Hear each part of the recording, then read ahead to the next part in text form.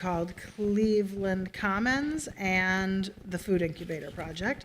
Item 8 is revised development terms with the Park Board for the Upper Harbor Terminal. 10 is a structure demolition and extension of a redevelopment contract at 3605 Snelling Avenue. Item number 10 is the Affordable Housing Trust Fund loan for Zoom Affordable Housing Project.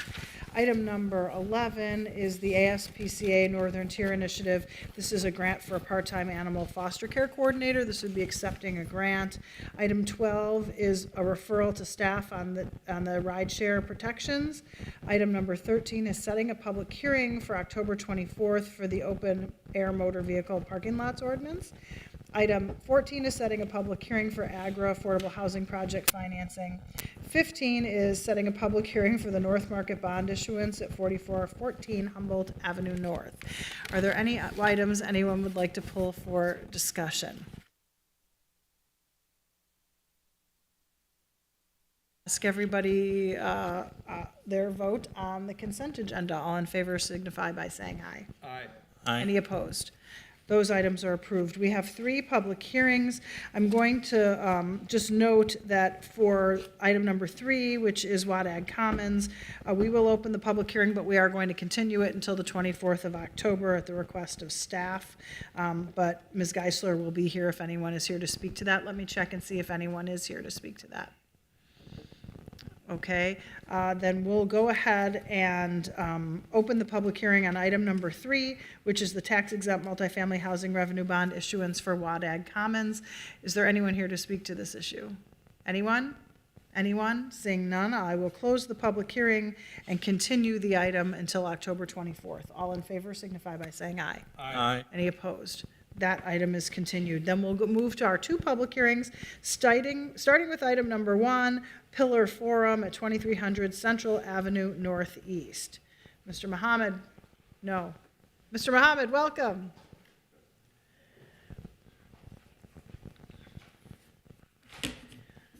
Thank you, Chair Goodman and committee members. I am Licensed Inspector Akbar Mohammed, Licenses and Consumer Services. I'm presenting the application from the Pillar LLC, doing business as Pillar Forum, located at 2300 Central Ave Northeast in Ward 1. Its current license is a food license. The applicant is requesting an on-sale liquor license with Sunday sales, limited entertainment. The proposed hours of operation are for the interior, Monday through Wednesday, 7 a.m. to 3 p.m., Thursday through Friday, 7 a.m. to 6 p.m., and Saturday, 8 a.m. to 6 p.m. They have interior seating for 32 patrons. On September 18th, public hearing notices were sent to the property owners within 600 feet of the premises. Notices were also sent to the Northeast Minneapolis River District Neighborhood Association, the Northeast Chamber of Commerce Business Association, and Council Member Elliott Payne. The Licensing and Consumer Services Division recommends approval of an on-sale liquor license with Sunday sales, limited entertainment with no conditions. This concludes my presentation. At this time, I will stand for any comments or questions. Are there Thank any you. questions for Mr. Mohammed on item number 1? Seeing none, thank you so much for your report. We'll open the public hearing on item number 1. I believe the applicant is here to speak. Please state your name and address for the record, sir. My name is Corey Bracken. I'm the owner of Pillar Skateboards, located at 2300 Central Avenue. So I started Pillar in the winter of 2020 as a skateboard company. And I've always had this idea in the back of my head of opening like a coffee shop, skateboard place for the community. And was fortunate enough in 2021 to find this location on Central Avenue. Spent about 6 months or so building it out as a coffee shop, plumbing, electricity, and then finally opening our doors in, it would have been March of 2022. It was really good. We had a really good time. We do art events there. We have, one of our big things is we focus on sustainability and doing our best efforts to, have people use reusable items and compostable items when that's not available. And we started to grow the space. In the fall of that year, 2022, we started having music events. One of my baristas said, hey, I've got a friend who's in a band. We would love for that band to come and play here, and we did it. And it just took off from there. And now we've been doing about 2 to 3 shows a week every month since October of last year. We're currently booked out until February of next year, and I just had to put a pause on it because we're doing so many events. They've been great. We bring in people from all over the city. We've had bands from all over the country, New York, Tennessee, Oregon, so from all different areas. We provide a space for the youth to come, but also adults to come and entertain on Central Avenue, and there's really nothing else that's doing that type of entertainment in our area. The only issue we have is a lot of times people will come in and say, hey, can I get a beer, or can I get this or that? And I'll tell you, it's really hard selling a lot of coffee at 9 o'clock in the evening. So we have other options, Liquid Death, which is like a water drink, LaCroix and things. But it's really also hard to keep that business going, keeping it staffed, paying our employees above minimum wage, and also keeping it profitable. So to do that, we're looking to bring in food and alcohol. I know when I go to shows, that's something that I like to partake in, as we find that many of the people that come to Pillar are expecting as well. So going forward, as Akbar mentioned, we are looking to expand and to have a liquor and food license, and then also provide that during our events. So any questions? Fantastic. We're really happy for you. Cool. Thank you very much. Thank you for being here today. Is there anyone else here to speak to this issue? Anyone? Anyone? Seeing none, we'll close the public hearing. Councilmember Rainville. Thank you, Madam Chair. It's my great pleasure to make a motion to approve item number 1 for yes votes from the board. Further comments or questions on the motion to recommend the staff direction? All in favor signify by saying aye. Aye. Any opposed? That item is approved. Thank you so much for being here today. And then we'll move on to our other public hearing, which is AGRA, Affordable Housing Project Financing at 901 27th Avenue South. Ms. Bartels is here. Thank you for being here. Good afternoon, and thank you, Chair Goodman and committee members. My name is Linnea Graffender-Bartels, and I'm a senior project coordinator in CPED. I'm before you today to request 2 pieces of financing for the AGRA Affordable Housing Project. This project has been before the committee several times, including in 2020 and 2022, when the council approved Affordable Housing Trust Fund loans in the total amount of $3,270,000, as well as for various pass-through grants from the city's funding partners. There are 3 action items before the committee today regarding AGRA. The first involves tax increment financing, which is the subject of the public hearing, and the second involves a request for a contingency award of affordable housing trust funds. The third is scheduling a public hearing for October 24th to consider approving hosting bonds issued by the City of Lauderdale for the project. This scheduling action was already taken with the approval of the consent agenda. I'll describe the project now in relation to these 3 actions. AGRA is a 6-story, 155-unit mixed-use development that will redevelop the shuttered Perkins restaurant site at 901 27th Avenue South in the Seward neighborhood of Ward 6. The project's diverse rent levels will provide housing options to families at a wide range of income levels. 62 units will be reserved for households at or below 60% of area median income, or AMI. 47 units will be reserved for households at or below 50% AMI, and 46 units will be reserved for households with incomes at or below 30% AMI. 38 units will have project-based vouchers that will reduce the rent of the individual households to 30% of their income. Of those 38 units, 10 will be specifically reserved for high-priority homeless households.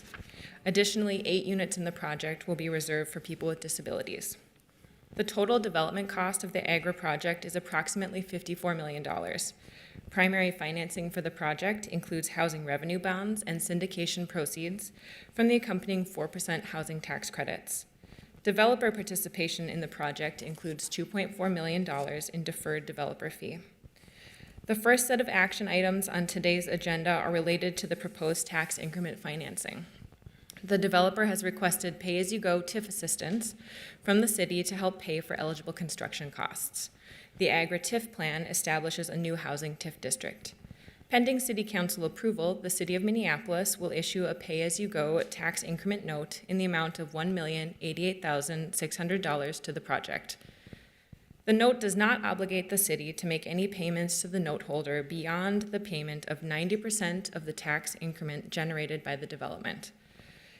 The tax increment financing plan attached to the report provides a detailed breakdown of how the increment will be distributed and used.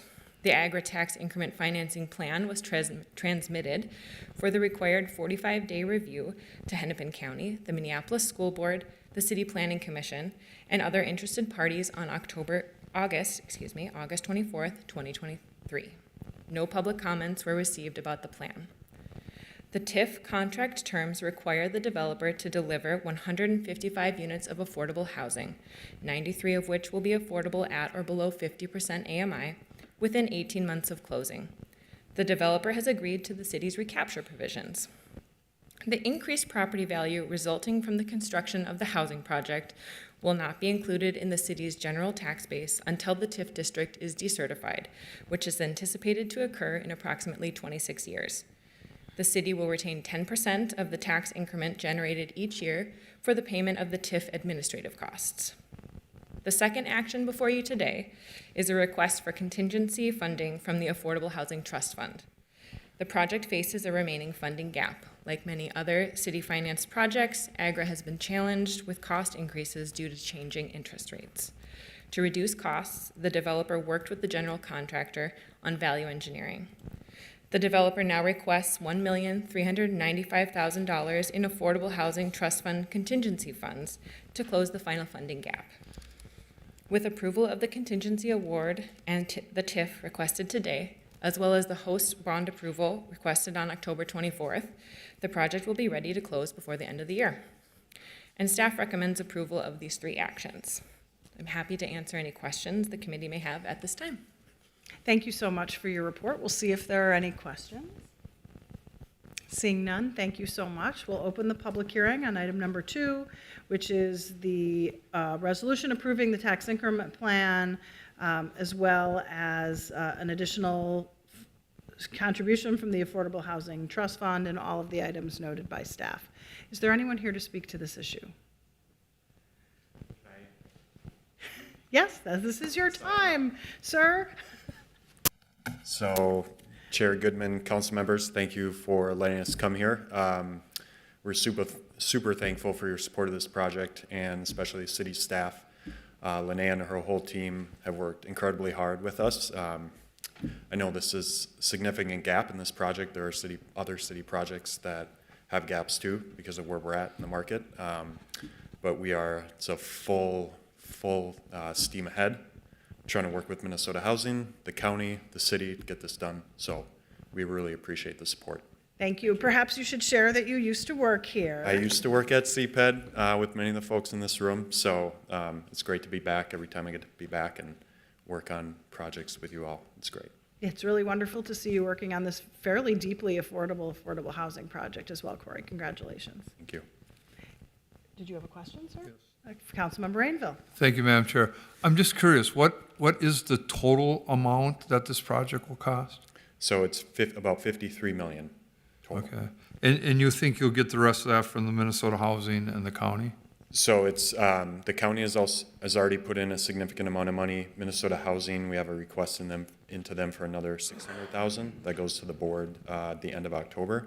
And then Wellington, as the developer, is increasing the deferred developer fee, so we're deferring about 60% of our fee, which is, I think, fairly high in terms of what other Right. projects generally do. So it's kind of all hands on deck to close the gap.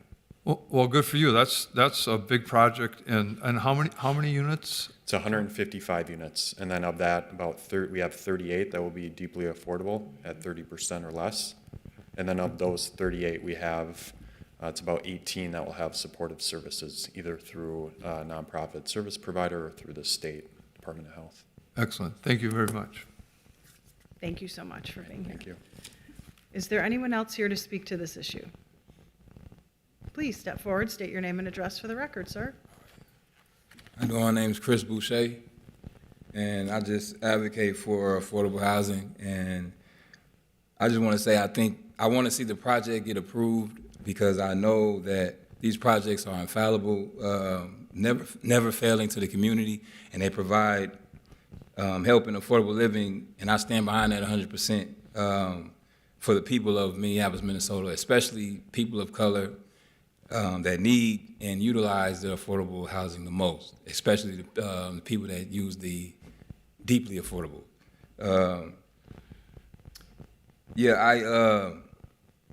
I was recently fired from a job I was working at for safety issues. So I need affordable housing myself personally. It's not just something I see or hear. I'm behind it personally. What I was fired for doesn't have anything to do with this today, but I'm just saying like stemming from that is the reason why I need it. So I want to see affordable housing continue to spread in Minneapolis, Minnesota. And that's all I have to say. Thank you so much for being here, sir. Is there anyone else here to speak to this issue? Anyone? Anyone? Seeing none, I'll close the public hearing and move approval of the staff recommendation, which is a number of financing methods so that we can get the Agra Affordable Housing Project closed and under construction yet this year. Further comments or questions? Seeing none, all in favor signify by saying aye. Aye. Any opposed? That item is approved. Seeing no further business and without objection, I will note that there are going to be some long meetings ahead, so don't get used to this 20-minute meeting thing. But seeing no further business before us today, I will declare us adjourned. Thank you all.